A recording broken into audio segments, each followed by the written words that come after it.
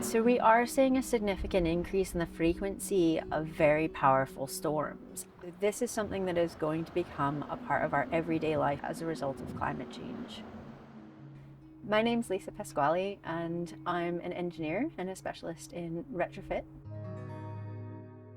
So it's important that we look at the effects that these extreme wind events are going to have on our buildings and make sure that we take steps to protect them better.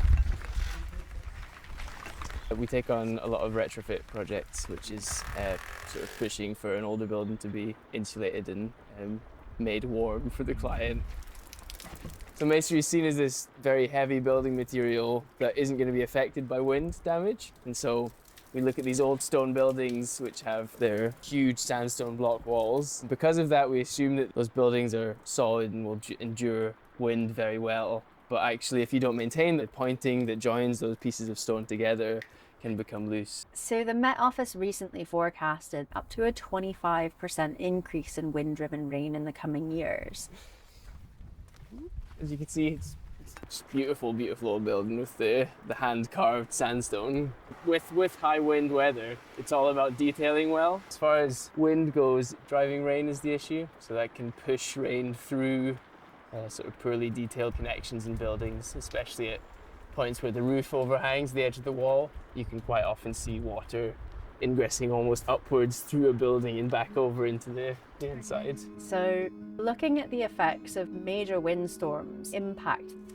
With windows, we want to make sure that they're very well fitted windows, that there's not lots of gaps around the outside. Quite commonplace that people fix the windows just with spray foam.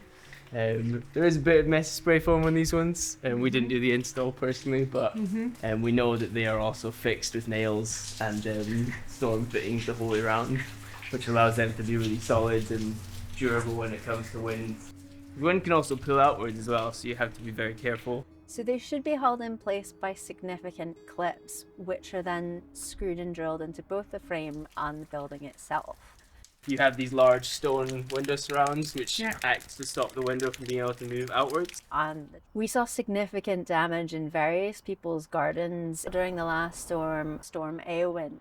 Garden walls being knocked over by the wind. I don't want to push the you can really see it moving there. And a wide range of damage. And that was everything from trees falling in the park because ash dieback makes them significantly more vulnerable during a heavy storm. To roofs, significant damage, to chimney stacks collapsing. Most tenements have up to 3 or 4 chimney stacks per building. We want to make sure that they have proper pointing, that they've got the correct blocking, they've got the correct weather protection. And so worst case scenario, you can have chimneys physically toppling off the top of the house. And those sometimes, thankfully, are on the edge of the house most of the time, so miss the house, but quite often can fall into the roof as well. So one thing we saw a lot of as well during Storm Eowyn was roofs that lost tiles, that lost slates, but it's also something that we can protect against by maintaining our buildings well. So as property owners, we should be working with one another if we're in a shared building or on our own with surveyors and property factors to make sure that our roofs are well maintained, regularly inspected. And it's the same with chimneys and anything that's up on the top of the building that's out of sight and out of mind, to make sure that our buildings have the structural integrity to handle major wind events, because these wind events are only going to get more severe.